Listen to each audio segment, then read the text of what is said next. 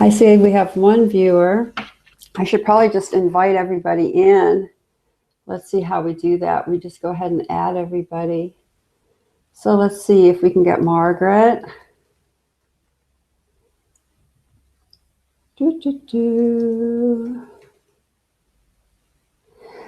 No, this isn't working.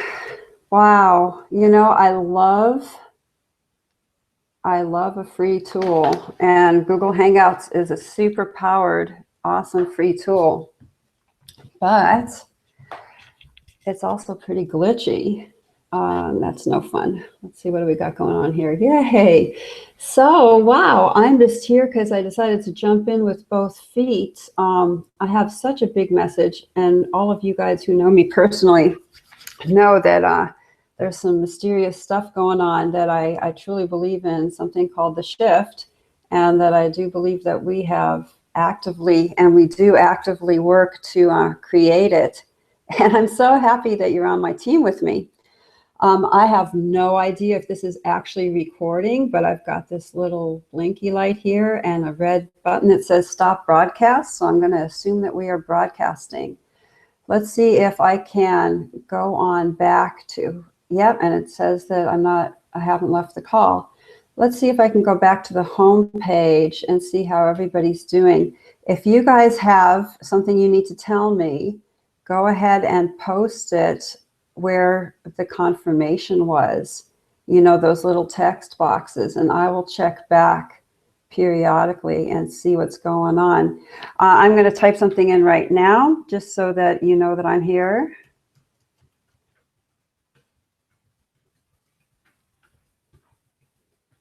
And of course, this isn't anything like my dream desire of how I want this message to go, but I know that all of you guys here are friends. And it's good to just make our little steps. So let's see. Let me finish typing this message in, and then we can get down to business.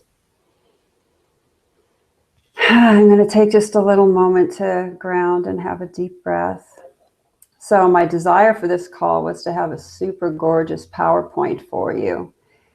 And yet it's so challenging. This topic about the shift and our roles in it is so humongous, and also involves pressing up against a lot of pretty heavy-duty, societally constrained walls about what we're allowed to talk about and not allowed to talk about.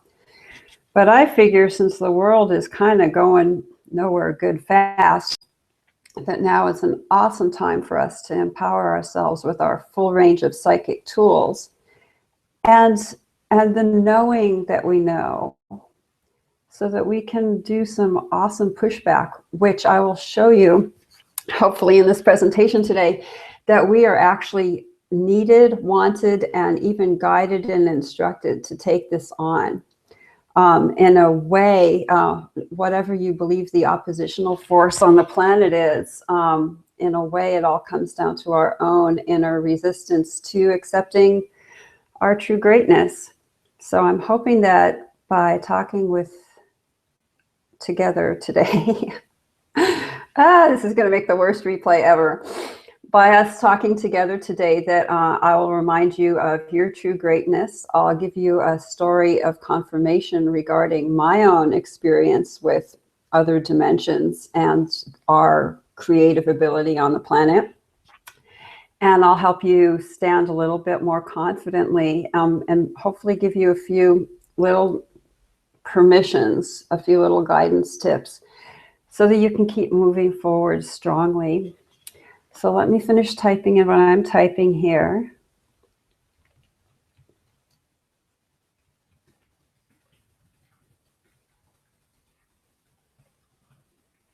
And it looks like this tool is so amazing. There should be a Q&A feature and all sorts of good stuff. So we'll see how that works out. There are other webinar tools out there, but they don't do a live screen as well as a screen share, and they're not free. So I am determined to learn this medium But in the meantime, it involves some tech glitches. I think this is about the third time that I've tried to do this webinar over the past few months. And starting a Google Hangout on air is much easier if you're ready to air right then, but then you don't have any like lead time. You don't have any promotional time. You haven't created the page. So doing a Google Hangout on air that starts immediately, I've done quite a few times, but doing the one that is promoted, set up, you know, so that you've got the graphics and you've got the blurb. This is the first time I've done it, but I love it because it's going to turn into a permanent YouTube video. This one's not going to be so great, but I'm so happy that you're here with me. Okay, so hi, I believe we've got the call started. Please leave messages here if you want to be a guest speaker or do Q&A if you have questions. If you have questions or want to share the screen.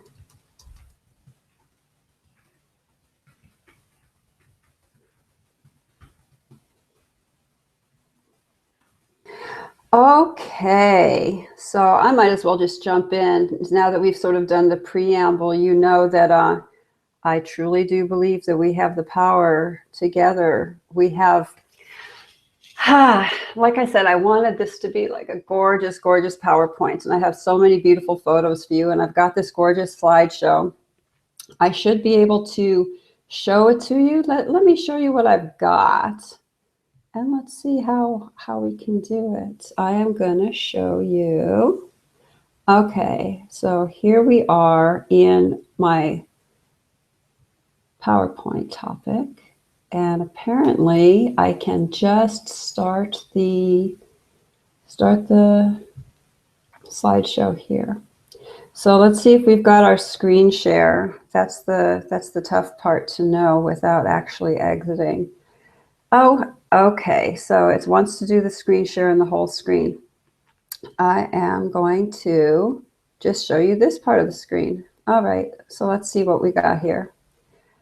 Okay, we're going to screen share. It wants to give me some options, or will it? Crap-a-doodle. Okay, so I wonder if you can see this. This is the title page, The Secret Revolution. How a century of peaceful warriors like yourself have been protecting the future of planet Earth. And the reason I created this talk is because it seems day to day, each and every day, the world is just getting a little bit scarier. Let's see if it'll let me share this screen. I'm really, really hoping that we're on screen share. Okay. It's almost as if with all of the things that are going on between economic meltdowns, ecological meltdowns, an enormous amount of political manipulation going on right now regarding false flags and just fake information in the media, that most people are in an suspended animation state of having their fingers in their ears as if they're waiting for the big kaboom. And I feel like this is a terrible way for us to live. You know, even while we're hunkered down waiting for this huge kaboom and everyone's sort of in this post-traumatic stress, we still have to pay our bills and to be present for our loved ones and to try and create a vocation and just live. And this is like the most horrible way to live. And so at each and every day, it just gets more and more intolerable for those of us who do have some knowledge, who do have some tools, and we do have some ways to help. It's intolerable for us to stand by, and we're not empowering ourselves too. It's almost like there's this conspiracy of silence in which everybody has agreed that there's just certain things you're not allowed to talk about in the public sphere. And I think that this is deadly, frankly, because, how do I say, if we keep turning the world over to the powers that be, and we don't confidently and just full spectrum stand in our power and in our being, it's not like the people who are currently running the world know what the hell they're doing. So our silence is not is not serving us at all. And what it does is it makes us very, very sick inside.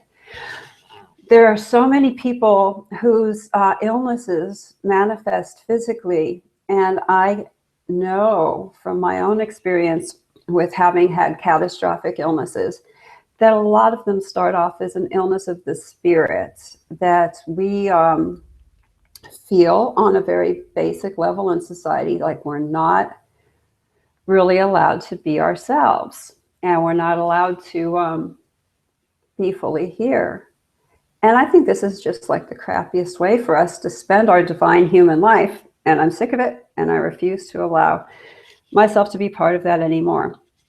I hope that in a day or two, I will have an even better and more polished re-airing of this for you, because I feel like this material is so important, and you are so important. We are so important, and we deserve to have the full portion of life and not just be trying to hobble from like happy thought to happy thought. I want to get us fully integrated into who we are so we can take back this planet. In fact, one of the hugest, one thing I want to discuss today is that one of the hugest spiritual / political controversies that we deal with today is whether the planet needs saving or whether everything is just perfect the way it is.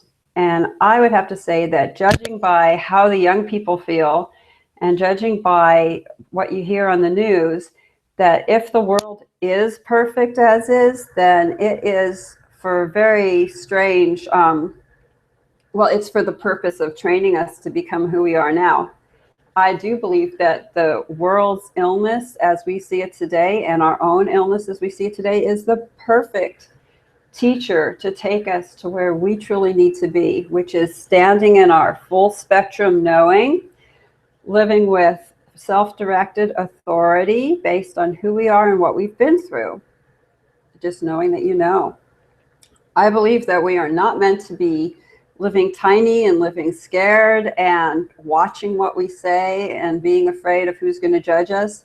That's like the stupidest way to live. And I swear to God, I am not going to stop this mission until we are all on the same page with the hugely multidimensional, vast, and powerful beings that we truly are.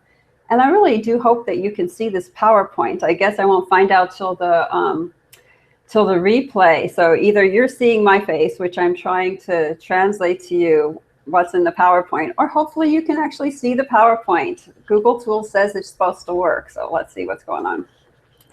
So what I'm hoping is that when we all step into knowing that we know that we know that we are quantum creators, and not just for ourselves, like bringing in more money and working with the law of attraction, which is all well and good. But I believe that anyone who's watching this webinar is probably quite a bit like me and my friends in that we are global thinkers. We think of the planet as a whole. We are thinking of the entire oneness. We're thinking about, does everything go together? Does it all belong together? Is it working? And when all of us fully step into our self-love, our self-acceptance, and our full spectrum abilities, then we can really start to have a lot of fun with each other as awakened beings. And there are already millions, fortunately, of people who have really accepted that we are multidimensional beings, and they're creating incredible things. And I want you and me and all of us to be part of that, because we have got a bodacious planet to co-create. And I'm so blown away that it's not over yet. When you hear right now my story of how, what was it, like 43 years ago, how my path began, you will be as amazed as I am that we're all still here. But there have been some major tipping points along the last 40, 50 years that have kept us here and bought us some time. As you may or may not know, I am a science fiction writer. My book is called Mothership 2012, a novel of the shift. And I started writing it in about 2006. because I had all of these really interesting memories and moving parts to my spiritual life. Basically, I designed it as my spiritual autobiography. And then I hid my truth way down beneath like 6 different characters, 6 different plot lines in this beautifully made, complicated book. And I was super proud that I created it, although only volume 1 is done. Volumes 2 and 3 are still about 60 to 80% done. But I kind of abandoned the project because I realized, oh, I created this really elaborate science fiction novel in order to hide my knowing about myself and the truth of who we are and why we're here. So I was like, oh, well, let's just start working on a project that deals with that directly. And so starting in 2012, I started dealing with my cosmic truth more directly. Now, this may seem really silly because we've got like healers coming out of the woodwork. We've got healers and channelers and people who say they eat breakfast with the Galactic Council and they, you know, they know who they wear. And it's just like, well, I can't say that I know all that stuff, but I can tell you my story. And I have run it through all of my truth filters, and I don't find a single thing wrong with it.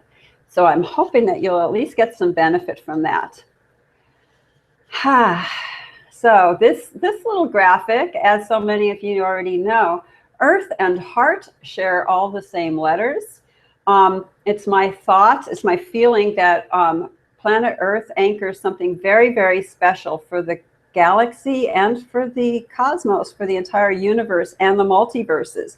This little beautiful living blue place that I call Gaia, because I feel that there's a consciousness there that wants to live. It's almost like an infant that was seeded by extraterrestrial DNA. There's an actual being here, and that being lives in us, with us, and through us. And so that's why it gets so hard to express too. It's like we're thinking for the planet, we're thinking for ourselves, we're thinking of wholeness. And over the past 40 or 50 years, all of the closet peaceful warrior light workers who have been on this top secret mission have had to fumble and feel our way through to create a vocabulary that could translate between the 3rd dimensional world that we were born into, full of trauma-based fear control, you know, like getting spanked when you were born and getting circumcised the day you got here, you know, stuff like that, or within a week. Like all of the trauma-based things that defined that 3-dimensional world. And now we're moving into Gaia's true expression. And as each of us reach for our own true, authentic, heartfelt, no bullshit, no duct tape expression, the entire planet is going through this process. And if we survive this wonderful evolutionary crisis, we are going to have the most badass global party you ever saw. It's going to be so freaking fun. And I'm here today with tech glitches and all, so that I can step into my part, because my real desire is that I want to be able to travel the world, speaking with people, reminding us who we are, reinforcing and celebrating who we are. And I want to travel a world beautifully that is not sick, that is in the process of healing, that is fully healed, fully loved, fully actualized. And that's my big dream for my life. And by golly, there isn't anything else that I'm willing to settle for. So you probably ought to know I'm 50 years old, and I've already had multiple careers in my own Generation X kind of slacker way. I've been a journalist. I've been a theater director and technician. I've been a school teacher, an after-school arts teacher, a dance teacher, yoga teacher. So I've had careers in education, journalism, and theater, and those were all super fun. And then I wrote my novel, so I'm also a novelist. But all of those things, and I wonder if you've had this impression too, all of those things I knew were just glancing blows against what was truly my deepest core life purpose. Now, I'm not saying that each and every person came here to be the message of unity and light and joy. Some people might just be unfolding their gifts once the ascension's already done. Like some of our gifts are not even going to be unfolded until we step into our full selves. We don't even know. Like I used to ask myself, wow, well, what if the world didn't want saving, then what would it be that I would choose to be? But at this point, things are still really super dire, really super gross, and I'm just going to freaking step in there. But it's taken me till I was 50 years old, in spite of over 40 years of dealing with angels in the Galactic Council. So, I mean, my God, you know, you all can be mad at me that it took me this long. But you have to admit that society still has some pretty big restrictions about what people are allowed to say and not to say, and what's real and what's not. I even got an angry letter this morning from somebody going, this is the biggest bunch of crap. You should change careers. You're just making everyone look stupid. This is so unscientific. And I was like, thank you for reminding me why I'm doing this. Because if the scientific method was going to get us all the way home, it would have done so by now. It's not going to take us anywhere. Cultural Marxism or global atheism or global agnosticism or just, you know, neoliberalism, none of that is taking us where we want to go. What we're really doing is reclaiming our entire emotional, mental, etheric bodies and determining our own sovereignty as well as Earth's sovereignty, for those of you who believe in exopolitics. And this is what we're here for. And the reason is that the Earth anchors some very, very special essence, the essence of love.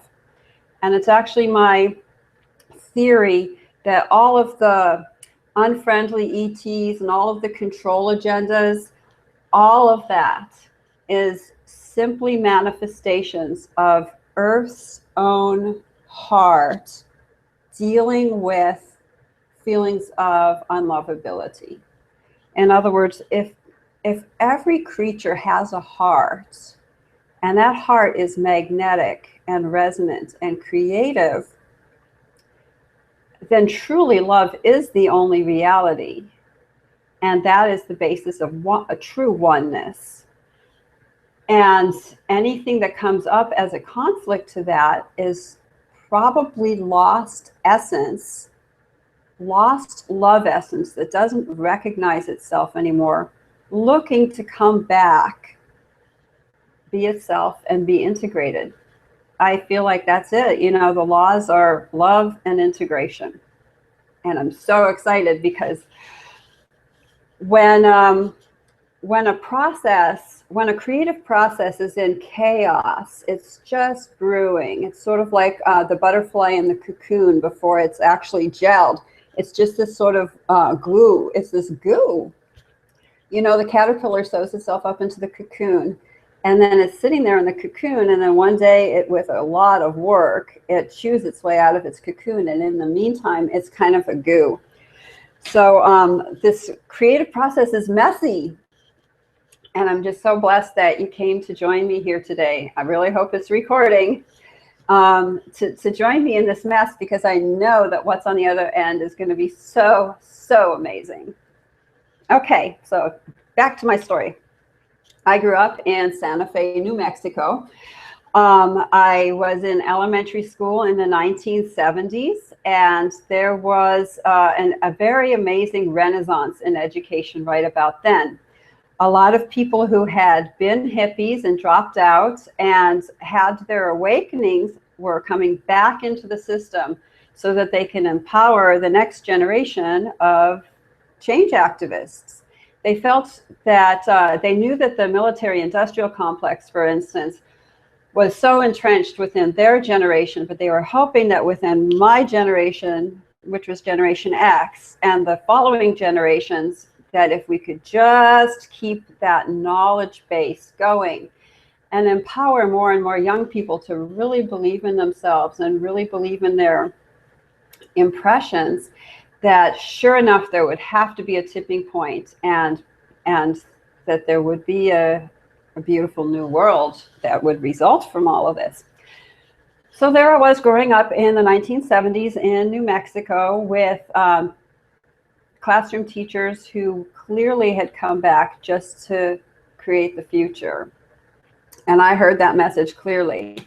But what I didn't expect was that one night in what I believe was about 1973, I was riding home in the backseat of the car at night. I don't know if any of you guys remember what that feels like to be asleep in a moving vehicle. If you're a driver, hopefully you don't have that experience very often, haha. But anyway, it's an amazing feeling of just like being sort of slipping and sliding, and it's a really relaxing thing. So one night I was probably about 7 or 8 years old, and I was asleep in the back of the car. And as I drifted off, I suddenly heard myself patched in to a conference call, even though we still had landlines at the time, and there was not that much known about conference calls. But basically, as I was laying there, or sitting there in the seat and jostling back and forth, I heard some people talking. And they were like, yeah, I think we've got her on the line. Yeah, I'm pretty sure that she's here. And I was like, I wonder who they're talking about. And they're like, yeah, I think she's here. And they're like, Adrian, we're here. We need your status report. And I was like, oh shit. I don't even know. I mean, being 7 or 8 years old, I don't even know if I thought shit. I think I just probably went, and I was just like, I don't know what's going on here. I have no idea what's going on here. And I said, since it looked like they knew I was there and they knew I was patched in, I couldn't really stay silent any longer. So I was just like, hello,